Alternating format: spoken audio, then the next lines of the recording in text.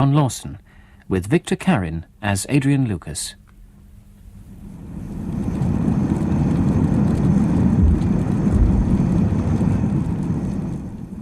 Shock hits in different ways. Some people freeze, some panic. Trouble always seems to lead me to the telephone. When I skidded into the dignified reception hall that wet afternoon, I knew what I wanted. There was even a long-legged telephone bird waiting to help. Excuse me. Yeah? Is there a phone here I could use? A telephone, sir? Yes. Well, there's one in the office. Oh, good. But Mr. Warwick doesn't like the public using it. Oh. Unless it's very urgent. Are you ill? Ill? Well, sometimes the service is too much for a morning and we have to call a doctor. Or an ambulance. Oh, well, I don't want an ambulance. Actually, we don't find many patrons of the crematorium need to use the phone. And if it's not urgent, Mr. Warwick would kill me. Oh, I just want to make a telephone call. Well, we don't ever pay telephone. Oh, but there is one down the road. Oh, good. Exactly where? At the end of our driveway. Turn right and straight along the road. Thank you. It's only about 10 minutes walk from here. 10 minutes? That's right. Still raining, is it? Pouring. Mr. Warwick would kill me.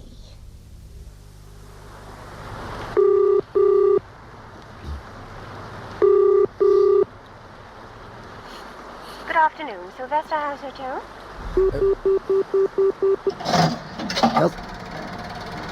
Elsie? Elsie? Is that you, Adrian? I need a little help, love. Could you come and pick me up? I thought you'd gone. Not yet.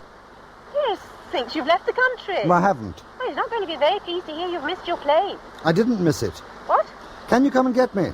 Why don't you get a taxi? I can't find one. No taxis at the airport. I'm not at the airport. Adrian, where are you? I'm at Eastport Crematorium. The crematorium? And I'm soaked through. What on earth are you doing there? I'll tell you when I see you, Elsie. Well... Oh, damn it, woman, I'm dissolving. In all, I spent half an hour absorbing city rain into my mohair, open-weave, tropical, lightweight suit. I was out of shock and into exposure by the time Elsie drew up. Don't you have a coat, Adrian? It's in my case in a locker at the airport with the money belt. Could we go there first, please? What time's your flight? I'm not flying. What about Zurich and the Bahamas? I need a couple of days to myself. What were you doing at the crematorium, Adrian? Attending a funeral. Whose? Well, that's the trouble. Are you going to tell me, Adrian? Pyrus will need some explanation. OK. Well, I decided to take the afternoon flight out and, as usual, got to the terminal good and early, just to keep my eye on the faces coming and going in case I saw someone who knew me. I camped in the bar and read a newspaper or two, and there in the death columns I saw David Black. David Black? Well, years ago, he was a kind of uncle to me, an 84th cousin of my mother, a funeral undertaker to trade, with an office and workshop on the south side of the city. I went to school here for a few years. I didn't know that. Well, during the school holidays, Uncle David had me sweeping up, doing odd jobs, office chores. A nice, happy little, kind, friendly man. A father figure? Oh, one of them, I suppose. So, I'm at the airport with time to say goodbye to an old friend. I grabbed a taxi, but by the time we got to the crematorium, the service was finishing. Oh. But I suddenly remembered the routine of the place. David had taken me on business to the crematorium once or twice and shown me the works. So I sneaked into what you might call the back shop. I nearly didn't make it. The gas was lit. Huh? It was a bit macabre, but not as grim as it sounds. Well, not to me, anyway. David had taken the sting out of death all those years ago. For you, maybe. Well, anyway, there was a small peephole, fireproof glass. I looked through, and there it was. It? What the Americans call the slumber receptacle. Oh. He used to send up the American way of death. A funny, fat little man he was. Not at all what you'd expect a funeral undertaker to look like. So? Well, that was the trouble. The man in the cremation chamber was thin, middle-aged, with a long-chinned face. Well, David Black was 70 if it was a day. Oh. Whoever was cremated at the funeral of my Uncle David, it was not my Uncle David. I see now why you missed your plane. Well, there's more. The name of the firm that handled that funeral was Messrs. Bishop and Baird. Yes? Oh, that's the name my uncle traded under. It was his own business. He funeral undertook himself, Elsie. Maybe they were doing 2 funerals and got the remains mixed up. No, I checked. Bishop and Baird had just one delivery today. A mistake, then? Oh, look, love. You need official papers to organise a funeral. A death certificate for one, which means a doctor and someone to identify the deceased. 2 bodies and 1 certificate? Well, that's one possibility. So what happened to David's body? The whole thing is more question marks than a clock has ticks. I need Pyrus's expertise. I'd have to call him anyway, about your return. Athelstane Pyrus was a fat spider with webs he hadn't even used yet, and a mind so contorted that he believed that ethics was a county in England. My unprogrammed return would turn him into 16 stones of sensitive and suspicious radar.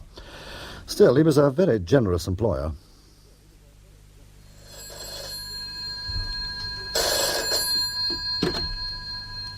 Yes?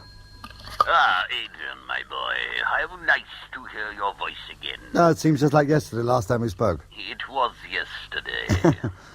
You will be recommencing your little journey for me fairly soon, I hope. You know how I like my currency deliveries completed expeditiously. No, something came up, that's all. Once it's clear, I'll be on my way. Now, let me guess what your problem is. A sprained ankle? A flat tire? No. Or has some husband discovered your monogrammed corn plaster beneath his marital couch? I need some professional advice, Pyrus. I want to break into a house. Do you mean what our American cousins refer to as burglarization, dear boy? Right. I need someone good who keeps his mouth shut. Being good is keeping your mouth shut. Well, I shall see what I can do. When do you need these services? Tonight. You are making an excessive demand, Adrian. No, you do want me to get on my way as soon as possible, Pyrus. Point taken. You know, I should have thought that encumbered as you are with the excessive fee you charged me for your last assignment, you had little need of money at the moment. Well, it's not money I'm after, Athelstane. Good God, can you burgle for sex nowadays? There are other things in this world apart from money and sex. Name 7, dear boy. Will you help me? Certainly. It will be expensive. I think the best course is for me to refer you to a wholesaler, someone who subcontracts. Let me see. Yes, Edie Gallagher. It sounds like a good thieving Irish name. Wait and see, Adrian. Give me an hour or so, and I shall see if Edie can accommodate you. No, but I'll be here at the hotel. With the pneumatic Elsie. Oh, and to finance the operation, I'll need pounds. My usual commission. Make it $1,000. I'll pay you in dollars. In the usual used and smallish untraceables. It shall be arranged at soonest, dear boy. I gather you managed to overhear all that, my love. And coffee for 2 coming up, sir. Well, that's really the reason I jumped plane. You make the best coffee in Christendom. I don't like this breaking and entering, Adrian. There's no other way else here. I have to get a look at David's flat. That's where it all started, I'm sure, so that's where I start. You're going to call his flat? I'll have a little chat, whoever answers.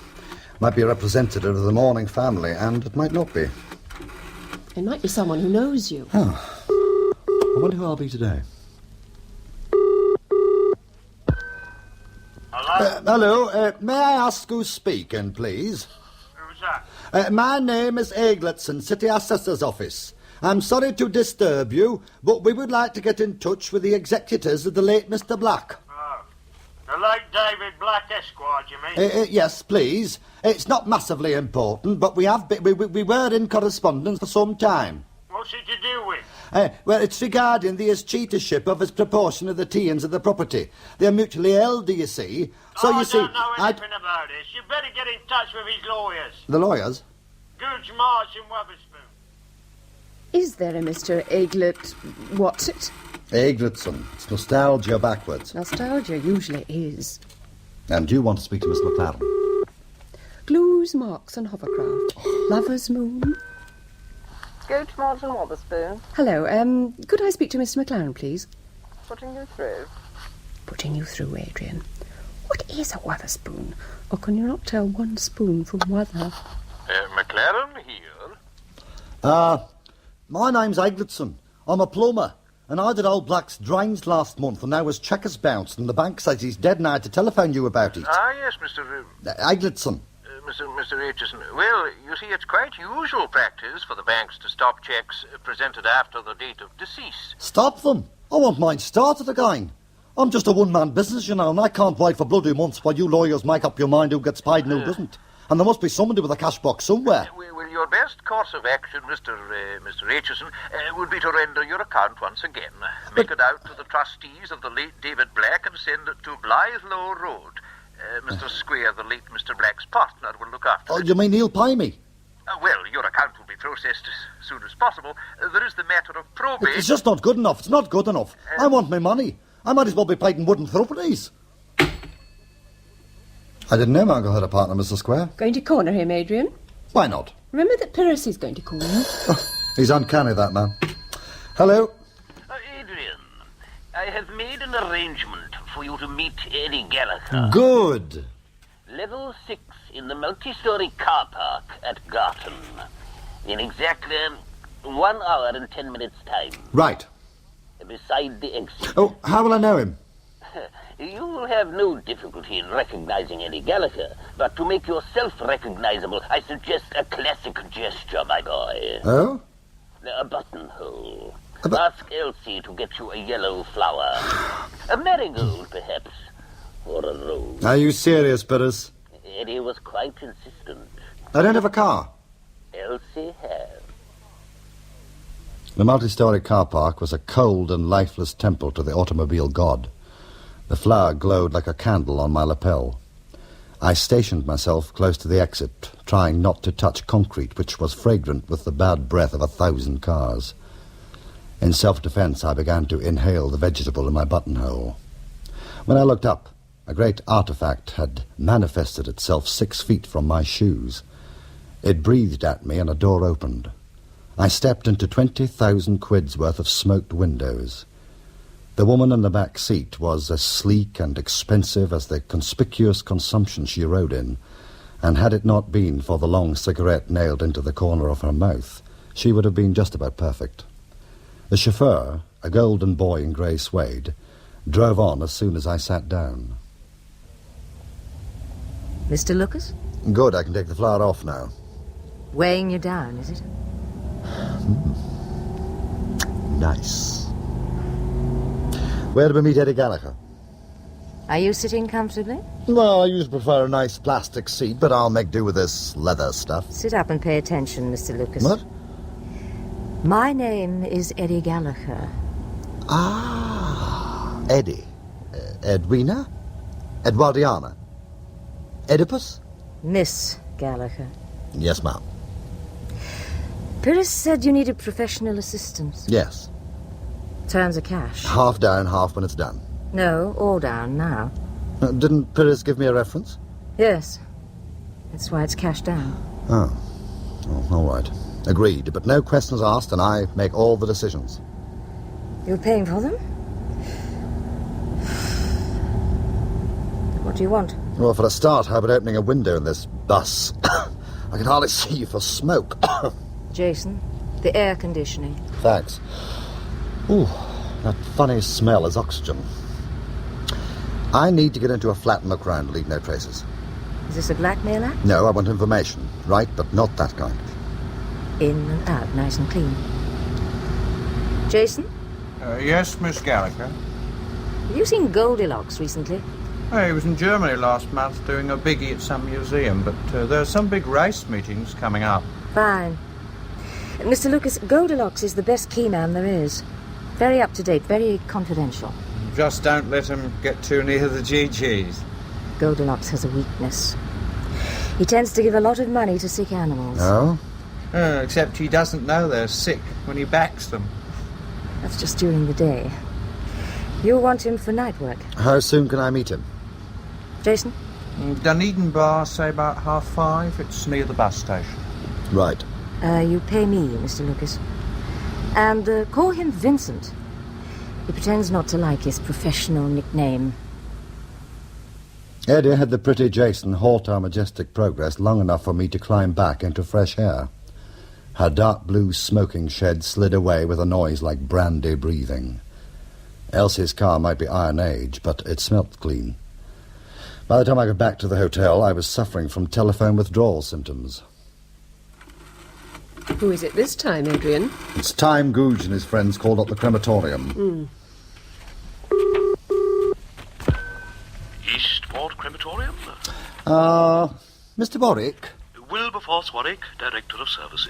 This is Googe, March and Wotherspoon, solicitors for the executors of the late David Black. What can I do for you? Well, our client, Mrs. Lilly, particularly requested us to convey to you her sincere thanks for your services. Indeed.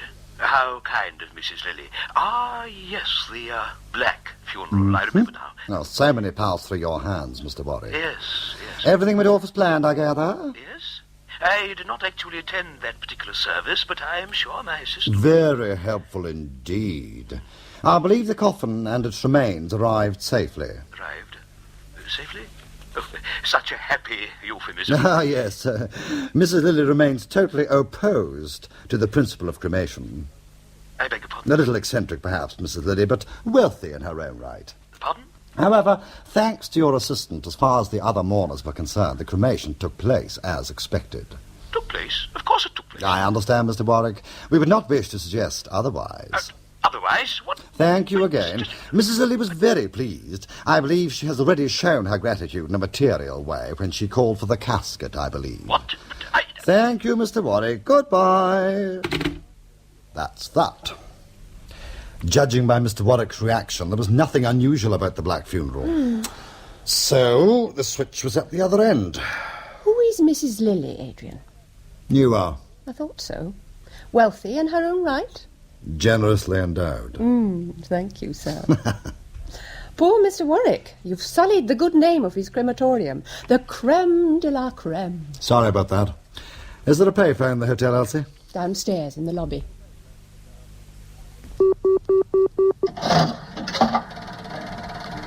Hello. Could I speak to Mrs. Lilly, please? Who? Mrs. Lilly. There's no one here of that name. Oh, there must be. She gave me this number to call. Well, she's not here. But that's terrible. I'm holding something for her. Lucky old you. Sorry. Now, my Lily, back upstairs to the private phone.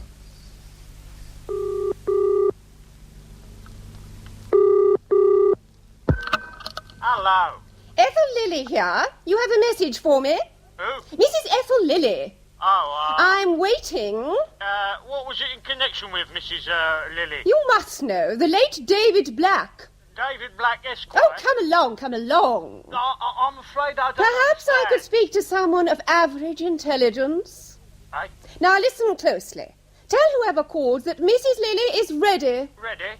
Ready for what? Ready to wish someone other than yourself had answered the telephone. Mrs. Lilly is ready, do you understand? I think so. Goodbye. The acid, Mrs. Lilly. Now for the punchline. Downstairs on the payphone. Right.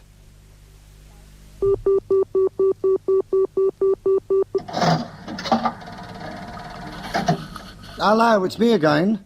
I've checked the bloody number and it's yours. Hey? Mrs. Lilly has just got to be there. Oh, Mrs. Lilly, yeah. She is there. Oh, great, let me speak to her. Well, no, she's not here now, actually, but maybe I could take a message. A message? I'll give her a message, all right. You tell that old crow that she better hurry up. It'll not keep forever, you know. Eh? I mean, I can't keep it in the cold room here. And the weather forecast says it's going to get a lot warmer tomorrow. You tell Mrs. Lilly that I'll tip the whole thing out on the front lawn if she don't get a move on. Well, she says she's ready. Oh, she is she? Right then, tell her. Come round the back at 4 o'clock sharp. The back? Yes, the back of the crematorium at 4 o'clock on the dot. I'll be ready and waiting. She'll need a car with a big boot, remember? 4 o'clock. Who shall I say called? Who? She knows who. Roddy the bloody body snatcher, that's who. That's it. Now we'll need some good fast film. But it still has that dark room? Yes, but I don't know if he'd like... Well, he won't know, Elsie, will he? All right. You want pictures of everyone who comes and goes. We'll park you nice and snug in the street beside Bishop and Baird with a good view of the shop and the close beside it. Now, it leads to David's flat upstairs, and I want a photo of all comers and goers this afternoon. Oh, that should be easy enough. And I shall hover about the back premises of the Creme with my camera round about 4. Right. Now, we develop the films, compare, and we should have some nice portraits of the ungodly by this evening. Clever Adrian. And no risks taken, if we're careful. Only God can make a tree. I tried to go one better and make a systems analyst with a camera slung round his neck look like a tree.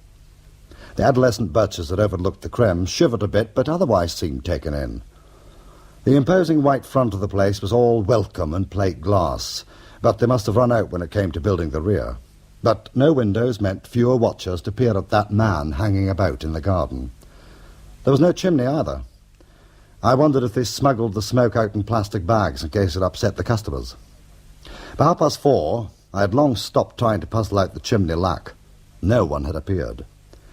I called an innocent infantry a terrible name and went tramping for a taxi. We drove past the exact spot where I had left Elsie and her mock Tudor Morris. It had gone. It was not outside the hotel, and Elsie was not inside the hotel. I made one of my shorter calls that day. You have lost my Elsie. Look, she wasn't where I thought she'd be, Pyrus. Find a hard chair, my boy. Sit on it and think. I shall bring Ernest with me. I didn't need a hard chair to help me concentrate. Or Ernest. Ernest was one of Pyrrhus's blunter instruments. He could bend tire levers with his fingers, or other people's. I sat up straight.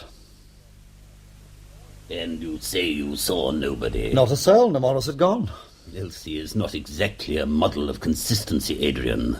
Perhaps she had become bored or gone shopping or something. No, she was quite keen. She likes using the Pentax you gave her. You lost Elsie and the Pentax? Oh, dear boy. Oh, very well. Ernest and I shall make a few inquiries. What was the address Elsie was observing for you? Blythe Road, corner of Cornwall Hill Road. The exact address, Adrian. What does it matter? Ernest. Oh, hold on, Pyrrhus, hold on. It was 754 Cornwall Hill Road and 2 Blythrow Road. Sit, Ernest. Do you know something about that address, Pyrrhus? You left Elsie alone in her car to photograph the arrivals and departures at 754 Cornwall Hill Road? Yes, but... No, wait a minute. Ernest, bring the car round to the front. There's a lot of space left in the room when Ernest goes on. Adrian, for once in your life, keep your mouth closed. Well, you will leave this matter to me, understand? You have put Elsie at considerable risk, and it will take all my diplomacy and considerable resources to find out what has happened to her. But can I help? You will stay here. If I thought you would not steal the bed, I would have Ernest chain you to it. And you will be on tomorrow's earliest flight out of the country, do you understand? Oh, well... Or I will instruct Ernest to mail you out in a very small box. Oh, how I wish you had been born without uncles, Adrian. Or perhaps not born at all. You will remain here until I come back. Promise? Oh, anything you say, Pyrrhus. You must be Mr. Lucas. And you are Vincent. I'll have a whiskey and coke. Coke? You don't like the taste of whiskey? No, it's a coke I don't like. Is that a marigold? What? Oh, yes. Waiter. There's a beast running at air called Marsh Marigold. Whiskey and coke, please. A bottle of tonic for me. And there's one at Doncaster called Sea Tonic. Did Miss Gallagher tell you what I want? Edie? Sure. Nice woman, that. Here. I think there's a filly called Nice Lady and a big one next week. Look, would you put that paper down and pay attention, please? I'm all ears. Quite. I want to get into a flat. No explanation. Just show me the place. Oh. Any time you like. Now? No. We haven't had a drink yet. Well, once we've had our drink, then. Right. You show me the place, and I'll meet you back here in an hour or so. Suits me. No chance. What? Suits me. There's a Gigi called out running at Newmarket tomorrow. No chance. That block on the corner, right? Number 2, one up right. The name of the door is Black. There's a back lane? Yes. OK. Yeah. Do me a favour, will you? What's that? Throw that damn flower away. That taxi driver was giving you the eye. I was growing quite attached to it. See you later. Fine. Right.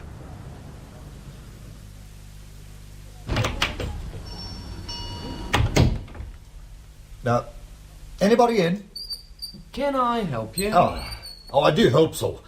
My name is Patrick of the Planet Life Assurance Company. Oh, yes? It's in connection with the estate of the late David Black. Mr. Black was a partner here. That is correct. And I'd like to speak to any of the partners. There is only one, Mr. Squair, but he isn't in at the moment, I'm afraid. Oh, dear. Will he be back soon? No, not long. He just nipped out for a nip to keep out the cold. Perhaps I could wait. If you like, come on through. Oh, thank you very much. We usually keep clients in the front, but, well, you're not here on business. Well, not your kind of business, Mr. Torrance Mr. Torrance is my name. You say Mr. Square's gone out for a quick one. Is there a good pub round here? Oh, he just lives along the road. Oh, so you're holding the fort? Oh, I'm quite used to that. Old Mr. Black used to say that when they cremate Mr. Square, it'll take them weeks to put the fire out. He feels the cold a lot. But you actually hear when Mr. Black died? Yes, it was very sudden. Mr. Black died in harness. Oh, it must have been a terrible shock. Yes, I'd just come in from lunch. I was just hanging up my coat. Mr. Square was standing just about where you are standing right now. Oh. And there was this banging from the toilet, through there in the workshop. We got the door open, and poor old Mr. Black was lying on the floor. He was gasping for breath and told us that his chest was hurting. We got him across to the couch, and Mr. Square found the doctor. The doctor? He arrived very quickly, but Mr. Black died soon afterwards. A massive heart attack, the doctor said it was. Well, one of the details that I need is the name of the doctor, Mr. Torrance. Mr. Black's doctor was old Dr. Harrison. Harrison. But it wasn't Dr. Harrison who came when Mr. Square called. Oh. No, it was his partner, I think, Dr. Wilson. Very efficient he was. A very efficient young man. I see. You don't happen to have his address, do you? It should be in our telephone book. I'll get it for you. That's very good of you, Mr. Torrance. And whom do we have in our office, Mr. Torrance? A gentleman from the insurance, Mr. Square, Mr. Patrick. Mr. Patrick. In the midst of life we're in death, Mr. Square, and in the midst of death we are usually in insurance, as we say. Indeed, Mr. Patrick. Thank you, Mr. Torrance. Oh, yes, right. I'll get back then, Mr. Square. Goodbye, Mr. Patrick. Thank you, Mr. Torrance. Mr. Black had a policy with us, Mr. Square. Who exactly are us, Mr. Patrick? Planet Life. Perhaps you would be better advised to speak to the solicitors, Mr. Patrick. They are Messrs. Googe, March and Witherspoon. Yes. You've heard of them, Mr. Patrick? Oh, yes. Difficult names, but in my profession one becomes very adept at names. Planet Life, you did say? That's right, Mr. Square. Googe, Marsh and Witherspoon, you did say. That's right, Mr. Patrick. No doubt you'll be eager to continue your investigations. Of course, Mr. Square. Well, thank you very much for your assistance. Not at all, Mr. Patrick. Old Square reeked of professional courtesy, good malt whisky, and rank suspicion. Behind the Scotch mist, his screw-nail eyes had measured me up and down, inside and out, and not just for a wooden overcoat. By the time I reached the main road and began looking for a taxi, his needle fingers would have peeled back the pages of the directory to reveal that there was no such organisation as the Planet Life Assurance. Any second, that black vulture might flap round the corner after me.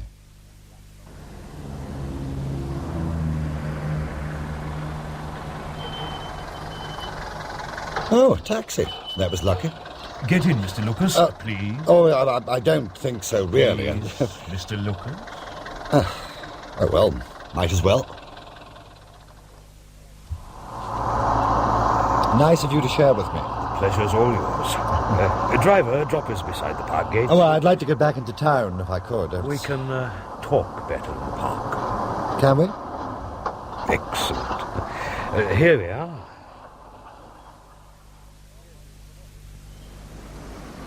Well, thanks for the lift. How did we get back to town from here? I brought my nurse with me, Mr. Eh? Lucas. That green Ford scooter parked over there. Ah, with two nurses in it. Big male nurses. Protective. Ah, so it's going to be a gangbang. Oh, I hate to disappoint you, but your honour is not at stake. Not sure I brought it with me anyway. Shall we take a stroll in the park? Oh, I'm not allowed to go into the park with strange men. My name is Brown. Does that mean you're not strange anymore? Who are you, Charlie Brown? a government employee. The British Secret Police are studying the art of funeral undertaking. We are studying you, Mr. Lucas. Me? I'm just family, Charlie Brown. Do you happen to be carrying your passport with you, Mr. Lucas? Oh, bother. I seem to have left it at the hotel. Which one? Nithsdale House Hotel. I meant, which passport? That's a foul calumny. An insult to a citizen of the United Kingdom, and unworthy of a man who brushes his teeth at least twice a day. Besides, Charlie Brown, you can't prove a damn thing. We have colleagues in other countries who are always glad to receive information about suspected illegal exits and Now, entries. isn't that a particularly beautiful flower bed? Eroticus and Spitunias, I think. Have you searched my room? Spitunias? I just loathe the thought of those great hot police hands crushing my silk white fronts. I imagine they wear rubber gloves for that kind of thing. And, not police, Mr. Lucas. What's so interesting about Bishop and Baird? It's just a nice place to be. Good vibes. Before you called to see Mr. Squair, you examined the whole corner, almost as if you were inspecting it, memorizing windows, checking the flats, what used to be called casing the joint. I'm interested in dogs. It's such a magnet for the little darlings, that corner. Its own lamppost, a convenient bus stop, drain pipes, nice high curb, and of course that big sign. What sign? P. All right, Mr. Lucas, carry on. I've got lots of time all day, all week. Do you have lots of time? The proprietors of Bishop and Baird. Yes? David Black. He died 2 days ago. He was a kind of uncle to me. I was very fond of him. How touching. It happens to be true. I got back to this country just in time to go to his funeral. No? I just wanted to visit the old shop. I didn't want to get mixed up in grieving relatives, though. Believe me, I spent many happy boyhood hours at that corner. Merely a nostalgic visit? Exactly that. A little trip down memory lane. I really cared for that old man. Have you ever heard of a Mrs. Teague? No. When do you intend going back overseas, Mr. Lucas? As soon as possible, I hope. Tomorrow? Well, you have had your little reminiscence, your little self-indulgence. What is there to keep you? I keep on meeting such interesting people, Charlie Brown. Say farewell to them today. You are leaving tomorrow. Goodbye, Mr. Lucas. Goodbye, Charlie Brown. What kept you? I met a friend. How did you get on? 2 firsts, a second, and 2 thirds. Not bad for a day's work, eh? I meant the flat, Vincent, not the flat season. The house. It's got a Yale and a mortise, but they don't use the mortise, and there's nobody at home. You'll bring your gear in case there are any troublesome locks or doors inside. Natch. Do you really think that Marsh Marigold has a chance? What? Look, could we leave the horses out of this for a minute? Yeah. Now, where will I meet you tonight? Park your car in the residence car park beside the big block of flats opposite the park. Be there at midnight. Put your lights off and just sit there. I'll be there about 1-ish. Right. I'll have a look round first. Wear dark clothes, quiet shoes, and nothing that rattles. No loose change, eh? I understand. Hey, did a pony called Loose Change not win the Cesarewitz once? Where is she, Pyrus?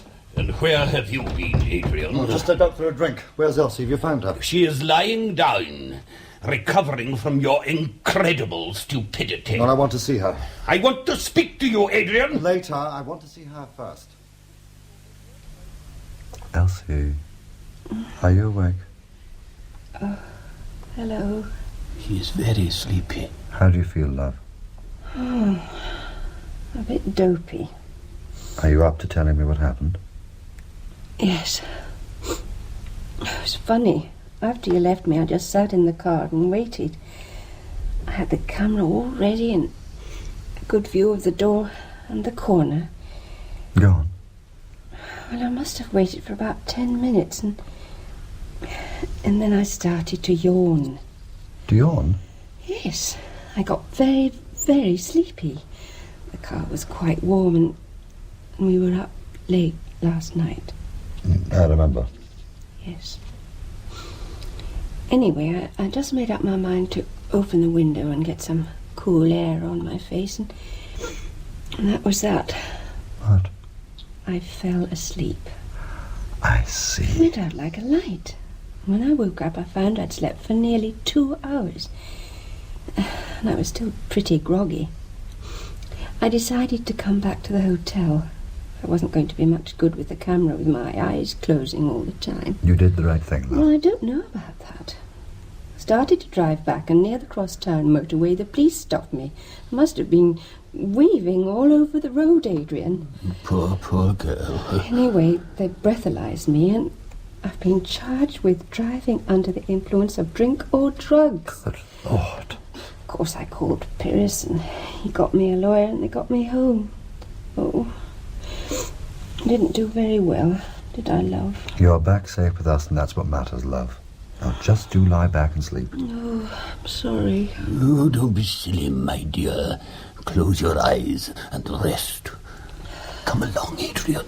I'll be back to see you later, Elsie. Oh, right. See you later. Well, Athelstane, a right mess I've got us into. Indeed, Adrian, indeed. Well, let me hear your explanation before I explode. No, tell me first, Pyrus. What is the significance of 754 Cornwall Hill Road? Somewhere in that vicinity, my dear boy, is the headquarters of what might be called a mercenary organization with a specialist interest in international affairs. Espionage? No. Basically the pursuit of profit. They do not overlap on my business affairs, and I do not trespass on theirs. At least, until you came along, I did not. Oh, I can only plead ignorance, suppose.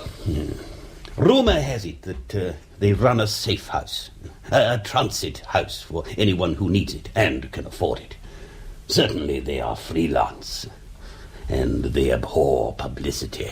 So, I sent Elsie to keep watch on some international hood's headquarters, and any strange car parked near that corner would be spotted within minutes. I should imagine they'd keep 24-hour surveillance on all arrivals and departures which might concern them, like Elsie and her camera, whom they put to sleep. I passed the corner in a taxi and the Monarch wasn't there. They did more than put her to sleep. I'm sure they did. Knockout gas, I suppose. Yeah. They would get her name and address and the telephone number of this hotel, and not to mention other information from her handbag. Then watch poor Elsie weaving her way down the road towards the breathalyzer. Poor girl. This is without argument. All you're doing, you realise, Adrian. Look, this organisation, it must have a name. Scutifer. Oh, isn't that something to do with heraldry? Yes, it means the bearer of the shield.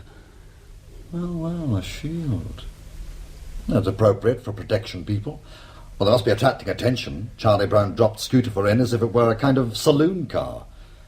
You're sure they're freelance, Pyrus? Well, so far as my information goes... There's no Middle East connections, is there? I mean, would they eat Jaffa oranges and Egyptian potatoes? They would eat Gentiles like us, Adrian. Well, you might as well know that I've had, indirectly, word from them. They dislike your meddling. They know you're staying at this hotel. They do not believe, fortunately, that Athelstane Pyrus in any way approves of your interference. But now, Pyrus... Listen to me, dear boy. Pack your bags and go. I care not whether you intend to spend the rest of your undoubtedly limited years in stamp collecting, macrame, or the study of newts, as long as you do it elsewhere. Not, repeat, not under my roof. Cast into the wilderness. Adrian, if you persist, I shall reluctantly, but very rationally, have to terminate our business association. Probably because you'll be finding yourself once again attending a service at Eastport Crematorium. Oh? As the principal participant. No. Okay, Athelstane, you win. I'll get a flight out tomorrow as soon as possible. I would like to see Elsie back on her feet, though. Good. I approve. Shall we drink to that lady's health? And your imminent journey? I could use one. How did you get on with Eddie Gallagher, by the way? Somebody should tell her she looks like a long-legged Humphrey Bogart with that coffin nail in her mouth. A very capable lady. She must be loaded. Oh, the Rolls-Royce, you mean? Her husband had a very profitable car hire firm. Had? She is widowed, poor thing. He died just as his financial affairs were coming to fruition. Fell off a cliff. Out of a hotel window, actually. Nothing was ever proved. Not this hotel, I hope. Oh, this is much too modest for Edie. She preferred tower blocks with a minimum of 20 stories. And well-oiled windows. Do you fancy her, Pyrus? There was a time, Adrian, when the instinct did raise its head. But on further investigation, I kept our relationship strictly business. Do you aspire in that direction? Oh, well, any woman who ruins 80 quid's worth of Chanel by mixing it with 60p of filter tips is not for me. An interesting lady all the same. Oh. And useful. Were it not for the fact that you must leave us. Not too bad. Yes. Any chance of your continuing your inquiry into your uncle's demise is now quite removed. The Scudder thing is an insuperable obstacle. Yes. However, in the course of time, should any little item come my way, I shall naturally keep it warm for you. I am sure there must be a perfectly acceptable explanation of the whole affair. As usual, Athelstane, you're right. Is there an inch or two of that brandy left? Several, dear boy, several. Vincent? All set?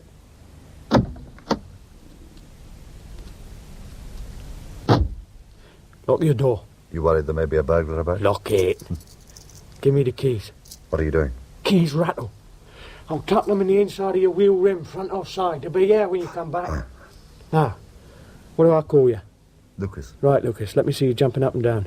What? On your toes, you look fit enough. Jump up and down a few times. What on earth for? I want to listen to you, see if you make any noise. Jump.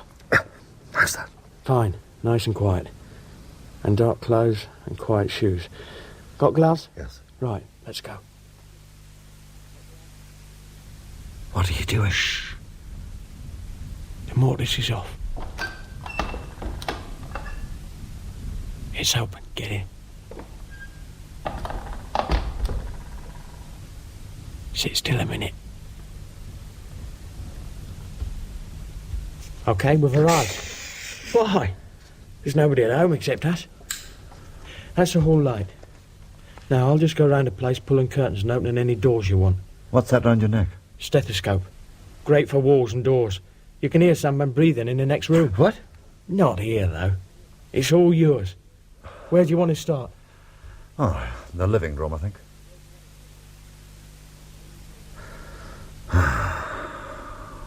No luck? Nothing. Nothing at all, though I shouldn't be here.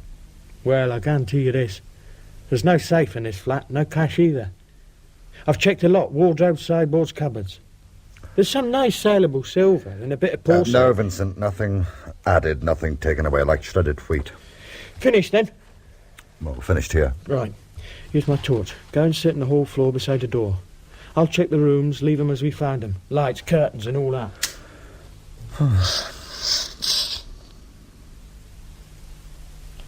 Street's nice and quiet down there. The rain's held off. That's nice. Cheer up, Lucas. You'll soon be tucked up with a wife. I don't have one of those. Your teddy bear, then. Yeah, I think that's all. Yeah, that door was just opening no more. That's that. Everything as we found it. Give me the torch. I'll open the door and you go down and wait for me. Before we go, Vincent. What? There's a shop downstairs I'd like to look at.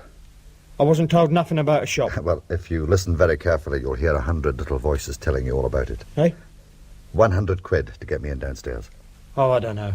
I haven't seen it. Shops have alarms, you know. I doubt if this one has. The door will be in the street. Side street. How far away is the nearest street light? I don't know. Is the door flush to the street or is there a porch?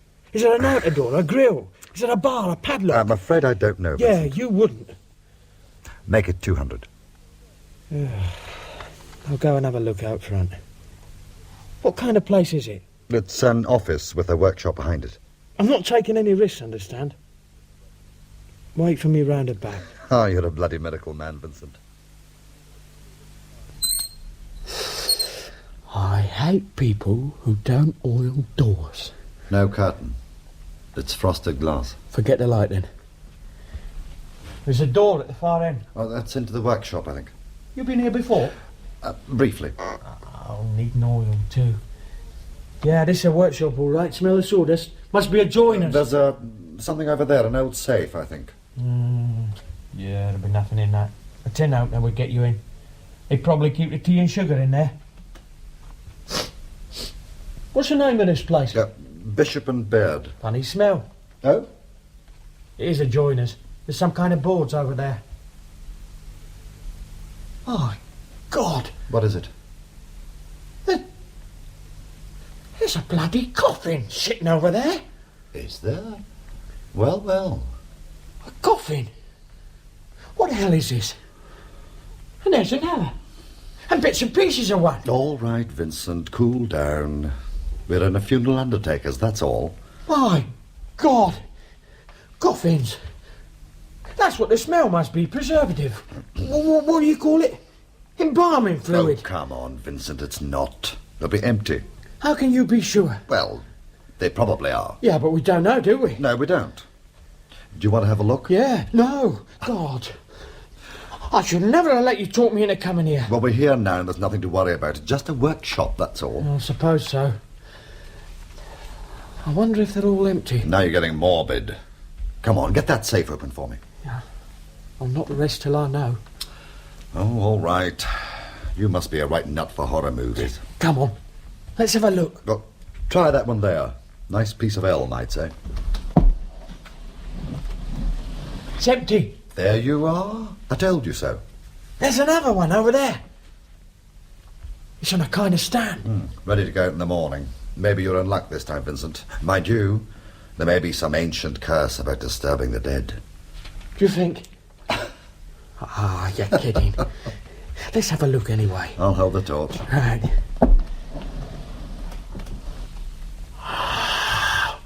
What is it? Oh! Look inside. Well, well, well. Isn't that something? No wonder they don't have a good safe. Who'd look inside a coffin apart from you, I mean? There's stacks of them in there. All neat and counted. Nice colour, Brown. Tenors. Not dead, but sleeping. There must be bloody thousands in there. They'd make a nice comfy mattress. Come on, Vincent. Put the lid back. Oh, yeah. Let's get out of here. But they can't be going to bury that lot, can they? Or cremate it?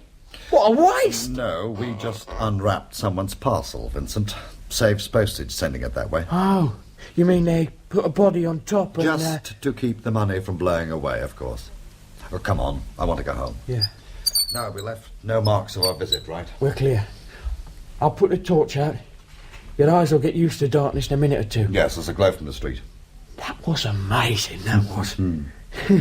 Some cash box, eh? Unusual, but not a word to anyone. Not remember? a word. Quiet as the grave, Vincent. Oh, yeah. Right. You go first and wait for me beside the door.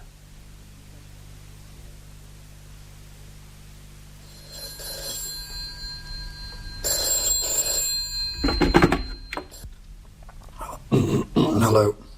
Good morning, Mr. Lucas. Oh. There are two gentlemen at reception who'd like to speak to you, Mr. Lucas. Right. Elsie, thanks. Keep them chatting. I'll do a quick fire escape. Oh, don't bother, Adrian. One of them's just remarked what a pretty fire escape we have, and the other is on the way up already. You've got about 20 seconds. Right. Keep that safe shut. See you. They're coming! Coming! Oh! Surprise, surprise. Charlie Brown. Mr. Lucas, please get your clothes on, your bag packed, pay your bill, and come with me. Well, it's the wrong day for a Sunday school trip. Your plane leaves in just over 1 hour. No. It's old-fashioned British hospitality time. Courtesy of the secret police, eh? And stop staring at my knees. They're the only ones I've got. I've never been seen off by officialdom before. Do they issue you with special hankies to wave bye-bye with? Don't enjoy it too much, Mr. Lucas. Think of the charges my colleagues in other parts of officialdom could bring against you. Lies, all lies. Well, it's quite a nice morning for being kicked out of the country. Yes. Stay away for a while, will you, Mr. Lucas? Read up about customs and passport and currency regulations. I have. Never handled escudos, Mr. Lucas? No, fancy holiday in Lisbon, Mr. Brown, sir. Escudo. It means a shield. Did you know that? The word esquire comes from the same root. He who bears a shield. What a fascinating chat we are having, to be sure. It's not a word that's used much these days, esquire. Oh, not a lot. Mr. Adrian Lucas? Yes? We've a telephone call for you, Mr. Lucas. Coming. I wonder who that can be. You won't mind if I come with you? My little brown shadow. Hello, I'm Adrian Lucas. Oh, the telephone's over there on the table, Mr. Lucas. Thank you. I do like your hat. Oh, Don't you like her pat little bonnet, Charlie? What? it doesn't keep the rain off. Oh, what a shame. Charlie here designs hats. Oh, yes. What? As a matter of fact, he's designed stewardesses' hats for a variety of airlines, perhaps even yours. Now, wait a minute. Well, I wish you had consulted the staff. I mean, if you had spoken to some of us girls before you designed a stupid little thing. Adrian Lucas here. Just a word in your ear, Lucas. Your friend in the grey suit thinks he's seen you off, but we're not finished with you. What? You got your girlfriend back safely, but don't think we're satisfied. You and Goldilocks are unfinished business. What? Who is that? Who is that? I assure you it looks very nice on you, very nice. I didn't mean to imply Making that... progress, Charlie. Anyway, I don't know anything about hats. That is obvious. You'll never pick up girls that way, Charlie. Sorry, miss, this is diet. Too many peanuts. Who's on the phone, Lucas? Very persistent, this encyclopedia salesman. Who was it? A gypsy, warning me about travelling in an aluminium death tube. Look, we don't have time... Ladies and gentlemen, would you please make your way to the aircraft now? Have your boarding cards ready, please. Here we go, rather I do. Thank you, miss. Love your hat. Thank you, sir. My friend here is going to show you something I bet you've never seen before. Pardon? A British Secret Police membership card. Show her, Charlie. Oh, just go through, sir. Thank you.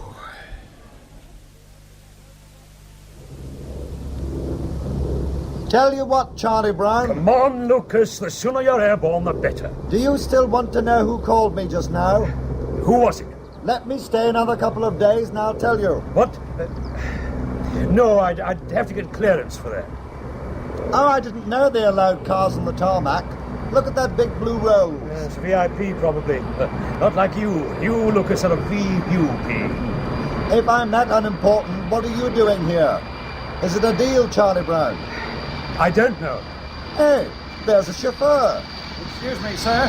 Yes, what is it? Go! Go! Into the roads, Lucas, and fast!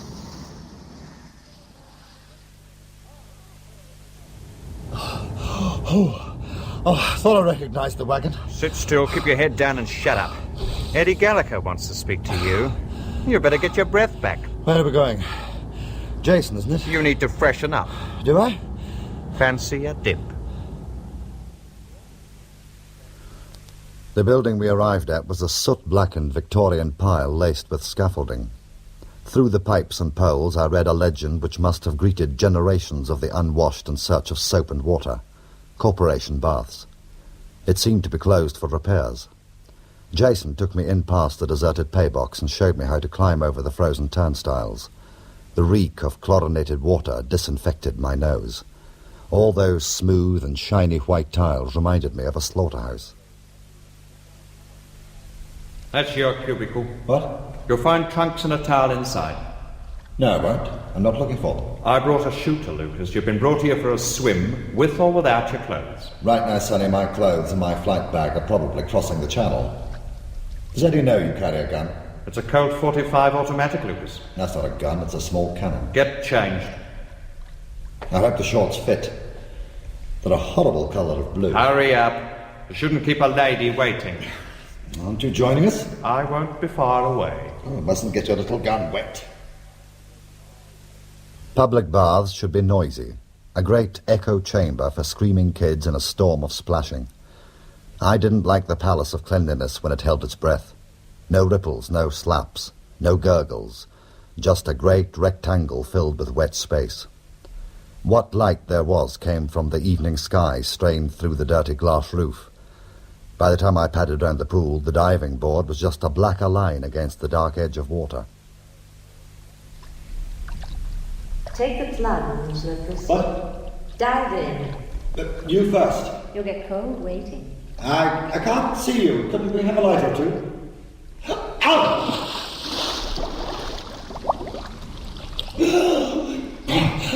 You didn't need to push. Aren't you joining me?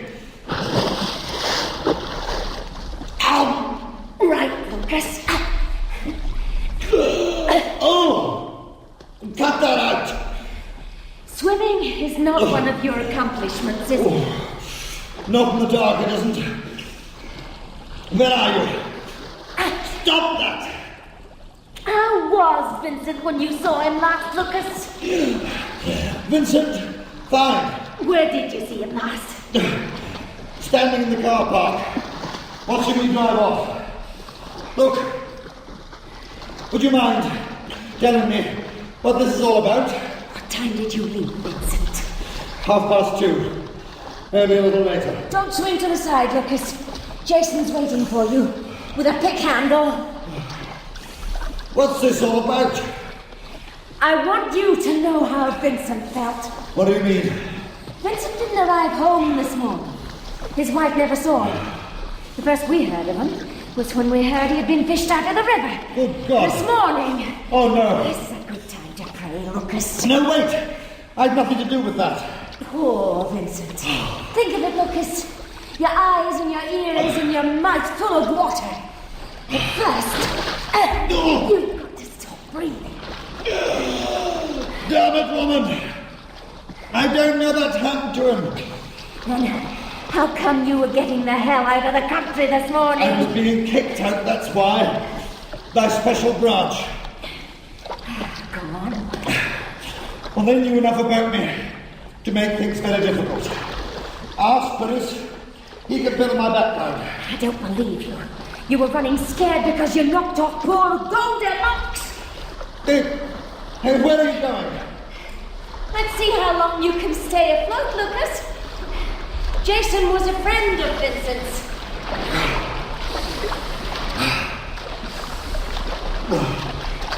Now, Lucas, we're going to keep you here until you float face down, just like Vince. Oh! Jason, move it! At the back!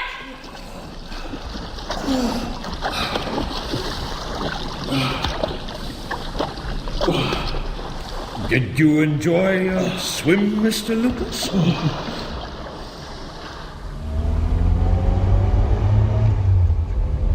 Charlie Brown to the rescue. Oh, thanks. You've got funny friends. Oh, well, I imagine other people have found the back of a Mini a difficult place to put clothes on. First they snatch you from the airport, and someone's going to pay for the bruise on my ribs. Then they try to drown you. Well, I'm glad you followed the rules. It wasn't too hard. I wouldn't want to lose you. Very touching. Kite flying. Eh? You're my kite, and I'm flying you. Oh. Do I get off here? See that junction ahead? What about it? The right-hand road goes directly to the airport. I see. And the left-hand road? It doesn't go to the airport. Oh. I have a choice. If you fly nicely... Fly me. Who phoned you at the airport? I don't know. I'm signaling to turn right. No, I mean, I don't know his name, but I think I know who he was. We're nearly there. The same man I spoke to when I called my uncle's flat. A man who used one of your obsolete words. Esquire. We just turned left. What did he say? Just that they were not finished with me. What did you find last night in the flat of the shop? There's not much you don't know, is there? The police know about it too, Lucas. What did you find? Well, a lot of empty files and a litter bin full of money. A litter bin? Made of oak with brass handles and lined with sterling. And before you ask, I didn't touch it. Professional integrity. Yeah, there's a nice, quiet lay-by somewhere along this road. Charlie's behaviour became very eccentric in the lay-by. Using only a spanner with me to hold things, he turned the car into a driving school Mini in 5 minutes flat. With big, bold signs fore and aft on the roof, and red and white L-plates visible a mile off, he converted an inoffensive little car into a very obvious traffic hazard. Why? Well, everybody will notice the car now, Mr. Lucas, but nobody will see it. Ah. Now, here's a clipboard and sunglasses. You be the instructor, and I'll do what I can to burn out the clutch.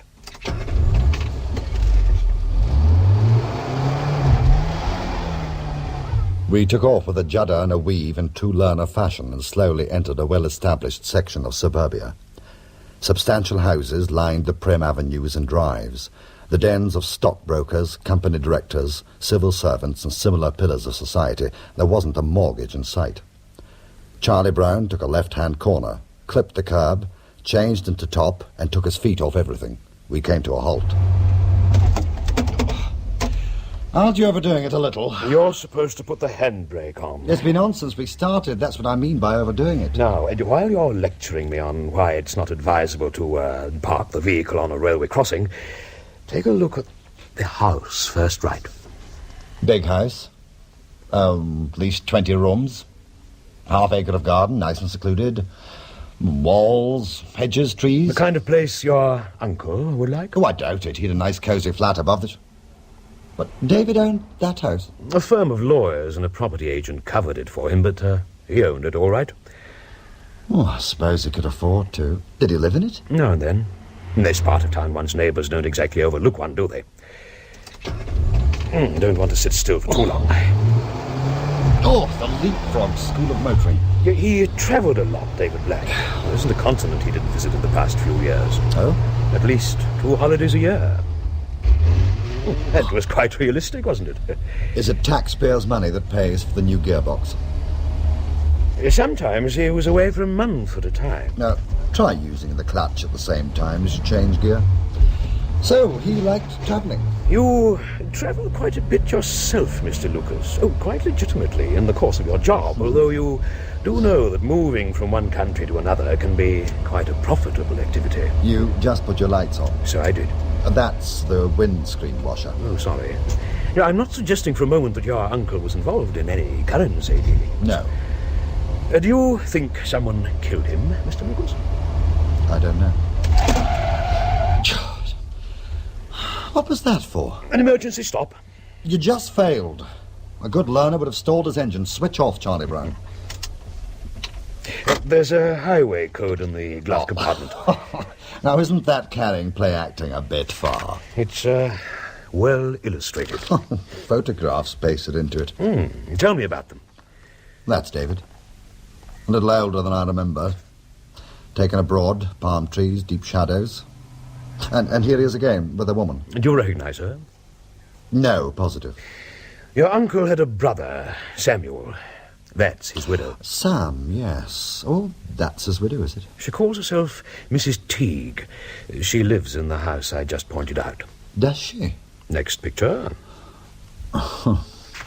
You even have me in your little picture gallery. Where was that taken? Where and when you didn't know it was being taken, Mr. Lucas. Keep going. Well. Go on.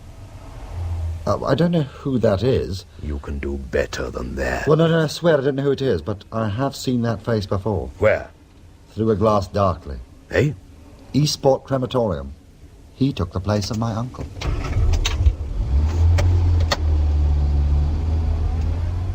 The pantomime of the learner driver came to an end abruptly. I had the feeling I had passed the test. Charlie drove us briskly back to town and talked the same way. By the time I walked up the steps of the hotel, I had a few days more guaranteed stay on British soil, provided I kept up my kite impersonation act for Charlie Brown, provided a lot of things. Elsie was nowhere to be seen, but my key was hanging on its hook behind the reception desk. As I got into the lift, I hefted the key with its large plastic address plate. It felt different, because it had an elastic band wound tightly around its shank. I pressed the button for the second floor, and the door sighed to a close. I went out the back way, and by the time the lift had reached the second floor, I was back in the open air. I needn't have bothered. Rushing off somewhere, Mr. Lucas? Yes. The library, actually. May I have a word with you first? Chief Inspector Huntley. Oh, well, my books are dreadfully overdue. And then perhaps we should go up to your room and get them. Yes. The lift appears to have gone, but the walk upstairs will do us both good. What a fine spell of weather we're having, to be sure. To be sure. Nothing like an anticyclone, I always say. I always say that, too. The second floor, isn't it? 205. Adds up to 7. How lucky. For some. But not for you. Oh, neither is 999. What brought you up here, Chief Inspector? Heavy breathing phone call? Here we are. Oh, do come in. Thank you. I'd offer you a chair, but you won't be long. No, Mr. Lucas. Mind if I close the door? Tell me, Chief Inspector, was it a male or a female voice that brought us together? Mr. Lucas, I'm making inquiries into the death of a man you know as Goldilocks. Ah, well, if you look closely, you will see that I'm not Daddy and I'm not Mummy. And I sure as porridge and not Baby Bear. Just to make sure, Mr. Lucas, may I see your passport? How did you know I was carrying it? We could discuss this just as easily at my office. Hold on. It's in the hotel safe. Hello, is Elsie there? Oh, I see. Well, look, Mrs. Cooper, it's Lucas here. Could you get my passport out of the hotel safe, please? Ah, that's very good of you. Thank you. The hotel housekeeper is bringing it up. Good. Very wise of you to keep it in a safe place. As a matter of fact, when it arrives, you'll not object if I hang on to it for a day or two? You want me to stay in the country, I gather? Just a precautionary measure, Mr. Lucas. Are you charging me with anything, Chief Inspector? Have you committed an offence, Mr. Lucas? Oh, illegal breathing, indecent sneezing, use of a public convenience without a permit. Very ingenious. So far as I'm concerned, at the present moment of speaking, all I can reliably accuse you of is failing to return your library books on time. You did confess to that. Are you finished? For the moment. I shall meet the lady bringing up your passport on the way out, I have no doubt. Goodbye for now, Mr. Lucas. Until next time. Next time? Whew. Oh, what is it now? Oh. Hello. Hello, Miss Gallagher. You hang about hotel corridors a lot. You knew I was here? How many did you smoke while you were waiting? Do I get invited in? No swimming? Promise. I think I've wronged you, Mr. Lucas. You bloody near drowned me. I was hoping that Huntley might fall down the lift shaft. Ah, you know my visitor. We have met. It was you I came to see. Couldn't happen to a nicer fellow. But where's Jason? I came alone. Do you see me being nicked? What? Someone nudged the Chief Inspector in my direction. Not me, I do my own nicking. Yes. Do you mind if I smoke? Very much. I don't like ash on my pillow. Didn't know I was going to use your pillow, Mr. Lucas. Call me Adrian. I mean, one should be on first-name terms with anyone who gets as close as we were. You didn't kill Vincent? No, but whoever did is trying to use me as a convenient shield. Well, well. A shield. And they probably spent the rest of the night counting enough £10 notes to carpet your silver shadow several inches thick. I just hope you didn't catch cold after our little swim. Thanks to Charlie Brown's early morning call, I'd missed breakfast. I tried coffee on a totally confused digestive system and took a taxi to the tree-girt haven of the stone-built middle classes.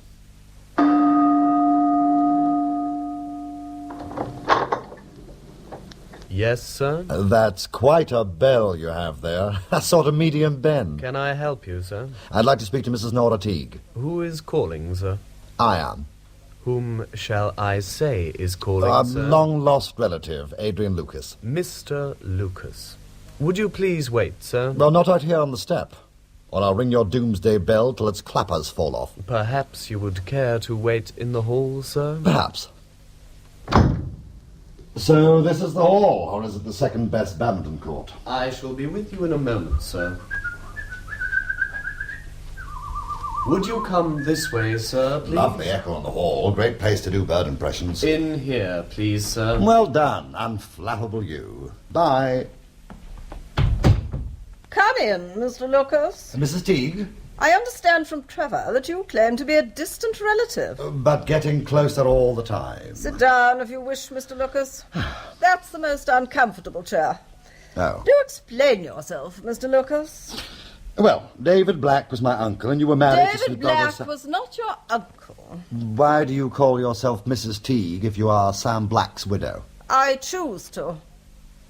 Are you fortune hunting, Mr. Lucas? Is it a fortune to hunt? There are no boxes of money lying about this house, although we might be able to find you an empty box. Well, this is a very uncomfortable chair. Would you care for a refreshment, Mr. Lucas? Do you mean an aspirin or a cup of tea or a weekend for two in Tel Aviv? You're nervous, Mr. Lucas.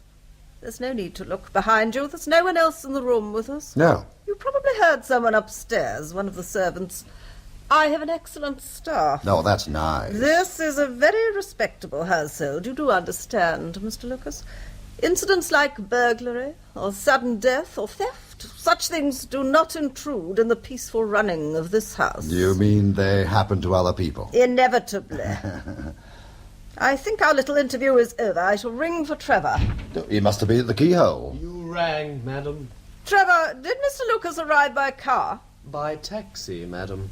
We'd better order a taxi for him. Not an ambulance, madam? No, that's not funny, Trevor. Trevor? Yes, madam. Before you go. Certainly, madam. Oh! Madam? I think so, Trevor. Oh! I should not wish Mr. Lucas to leave my house under any misunderstanding. It's quite a bad bruise, Pyrus. I do hope his brains won't stain the pillow. Yes, I want him ready for a funeral. He really should be allowed to rest. In peace?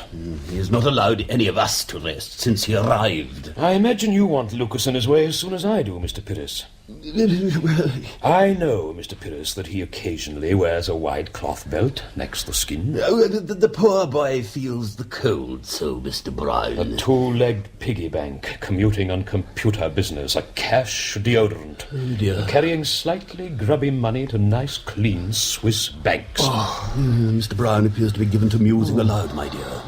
Adrian is with us again. I don't like being talked about as if I weren't here. Just passing the time, dear boy. You look absolutely terrible. You are going to Vincent's funeral, Lucas. Charlie Brown, the man who puts the fun in funerals. Did you know that Vincent originally came from Plymouth? With his accent, that must have been a very long time ago. He goes back to the town of his birth for burial. How interesting. Plymouth is on the sea, unless they moved it. Quite near the continent, I believe. Here's a coincidence to put on your sore head. Guess the name of the funeral undertakers. Bishop and Baird? Oh, she's much quicker than you, Lucas. You don't need me, Charlie Brown. You can fill the place with your people. Disguised as tulips or organ pipes or... St. Martin's Church at 3 o'clock. St. Martin is always depicted on horseback. Patron saint of betting slips. Did you stick the police on me, Charlie Brown? No need. I already have your complete cooperation. I tried to warn you, Adrian, with the elastic band. Huntley outthought me. Scutifer, you've been embarrassing them, so they embarrassed you with the police. The Chief Inspector took away his passport. Oh, how absolutely crippling for you, dear boy. I've still got your passport from the airport. Oh. Thanks, love. Oh, can you stand up, Adrian? Trevor was very efficient. Trevor? The butler and the bouncer. How did you manage with Mrs. Teague? She's terrifying. One very strong lady. I bet she could run a school for concentration camp guards single-handed. She made you concentrate. I planted the seeds, though, Charlie Brown.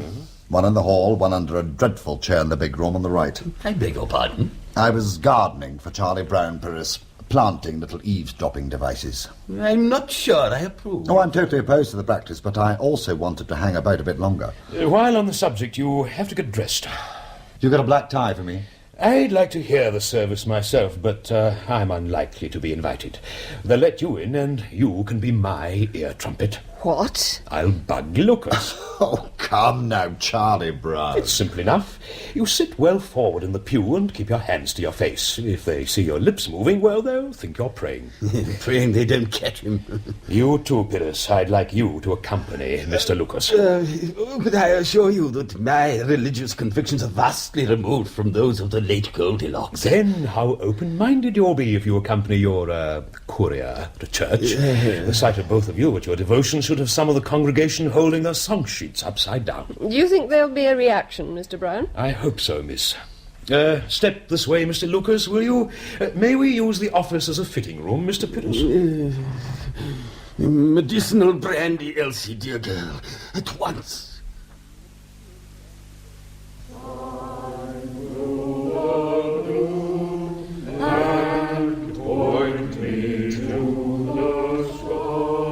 So far, so ordinary, Charlie Brown. Except for a couple of heavies standing behind us. At least their fingernails are in mourning. Squair is here, but I can't see Torrance. Mrs. Teague and Trevor are here. and Eddie Gallagher and Jason, and another 20 others. I don't know. Well, that's the end of the service, and I can't say Pyrus or I enjoyed it. The way some of these mourners looked at us when we came in. The pallbearers are carrying the coffin out now. Square's going up into the pulpit. Ladies and gentlemen, those of us who remain are gathered together for a more important reason than mere grief for our dead friend, Vincent Gerard. We come not just to bury him, but to convict his murderer. Every person who has had recent dealings with Goldilocks is present now in this church, including our number one suspect. Stand up, Adrian Lucas. Bring him forward, please. Afternoon, Mr. Square. As cool and insolent as ever, Lucas. Or should I say, cold-blooded. We shall waste no time. We know, Lucas, that you and our dear friend Vincent broke into both the flat and the offices of Bishop and Baird, the property of the late David Black. You would have difficulty in proving that. We do not need to prove anything, Lucas. This is not a court of law. It is an inquiry by the friends of Vincent Gerard with power to convict and to carry out its sentence. I don't recognize your... Silence! You two, one on either side. You will speak, Lucas, when I permit it. Now, to proceed. Neither the flat nor the offices possessed a burglar alarm. However, both were provided with an automatic recording device. Any sound, any movement, any voice triggered a machine which recorded everything. We have therefore a full record of all that was said in both premises the night that Vincent died. The various conversations between Vincent and the accused are very revealing and very damning. The discovery of an amount of money is the high point of the recording.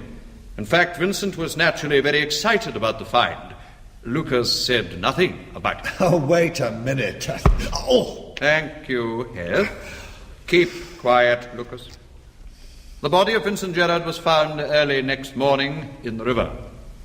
Having used Vincent's talents to gain entry, Lucas had no further use for him. He certainly had no intention of sharing whatever takings they found. Nobody else knew where they were going that night. Only the accused, Adrian Lucas, and our friend Vincent Gerard knew about the visit. And only Lucas left the building alive. Is it my turn now? Well, say what you can, Lucas. I left Vincent in the car park fit and well, and with an extra 200 quid in his pocket. I went back to my hotel and arrived there about 3:30. I have a witness who can support that. In this church? No. Go on. If you have a recording of what Vincent and I said to each other that night, you'll know that I had no intention of taking anything. The whole idea was to get in and out without arousing suspicion. Possibly that was your original intention. The sight of a considerable amount of cash would understandably change your mind. Oh, hold on. Your tape machine, does it tell the time? Can you tell at what time any part of the recording was made? Heath? Yes, Mr. Square. We went into the flat at near enough 1:45, and we left the offices at around about 3:20. Do these times agree with your transcript? 1:40, 2:45, yeah. So far, all you have done is confess to breaking and entering, Mr. Lucas. Are there any further voices in your tape after 2:45? No. Are there any other sounds?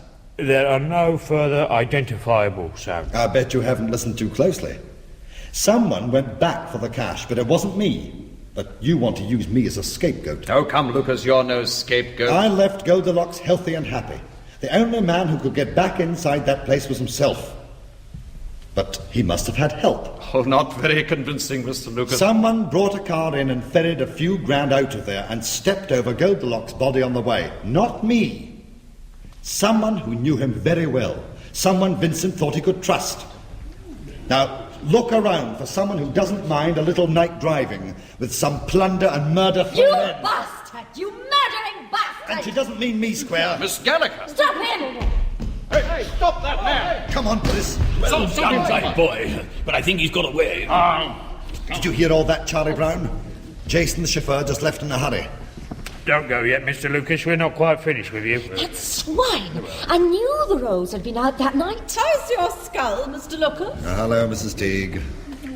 Keep going, Pyrus. I am, dear boy, I am. Right, you two, that's far enough. Did you hear it all, Charlie Brown? Enough. A man dressed in a chauffeur's uniform came out of that door like a bat out of hell. I say, Brown, this is a church. He leapt into a rose and took off like a bomb. What was that? A smash. There's smoke. Look, above the trees. I don't think Jason got very far. Yes, I'd better go and see. Oh, Pyrus, look outside. Who is he, dear boy? Chief Inspector Huntley. Which way? Back through the church. Good. I doubt if the constabulary should consider it sanctuary, but even churches have back doors. Stop. Mr. Scutifer himself. Not so, Mr. Lucas. Mr. Pyrus, will you excuse us for a moment, please? Certainly. I have an exit to make. Bye, Adrian. Would you step into the vestry for a moment, Mr. Lucas? Why should I, Mr. Squair? One shout from me and 2 different kinds of law would be down your throat. Please, Mr. Lucas, I bear no animosity towards you, and I can do you a great service on behalf of your uncle. Oh?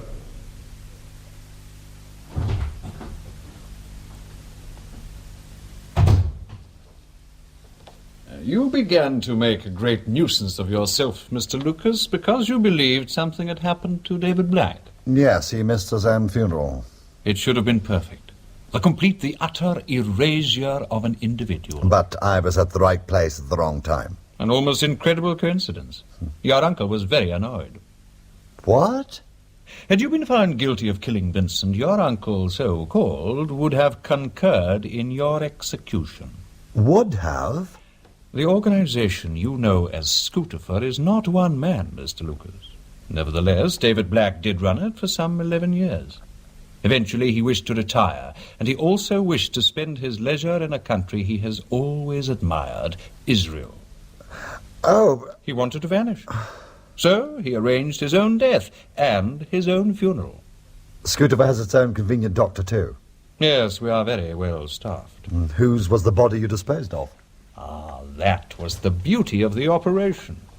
We had on our hands an embarrassment, a fugitive diplomat from Eastern Europe, whose American acceptance we were negotiating when he collapsed and died. A real heart attack. How better to get rid of his remains? You expect me to swallow all this, Mr. Square? Your uncle knows you very well, Mr. Lucas. He will take steps to overcome your skepticism. Oh? In his own time. May I say that I hope you and I will never meet again? It hasn't been a pleasure, has it?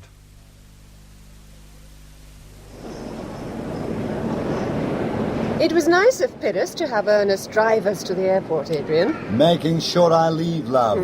He won't be in a hurry to employ me again after all the fuzz I've attracted. Oh, I'll have a word with him. I imagine we'll have a few witnesses to our fond farewell. Charlie Brown will be looking at his watch.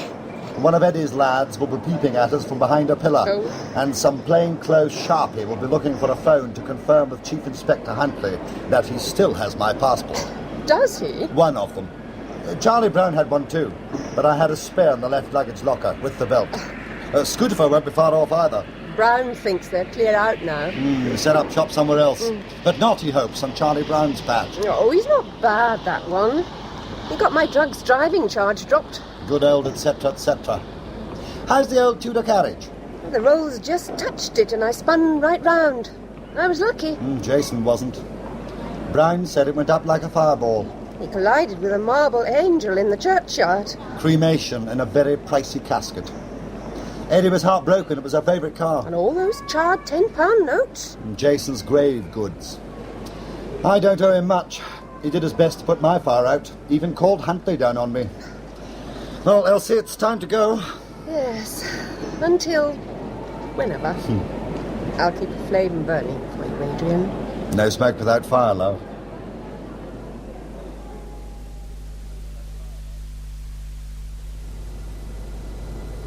Excuse me, Mr. Adrian Lucas. Yes, that's me. I have a message for you, Mr. Lucas. Oh. A gentleman in first class has asked me to give you this note. Oh, thank you. Thank you, sir. Nectarmen consume batur. That's the old burning bush tag. Yet it was not consumed. And yet he wasn't burnt. So Uncle is on the plane, is he? Miss? Yes, sir? Would you tell the small elderly gentleman who gave you this note that I drink gin and tonic? Oh, he has a vacant seat beside him, sir. Probably number 13. Oh, well, we don't have 13, sir. But he's a number 12 in the no smoking section.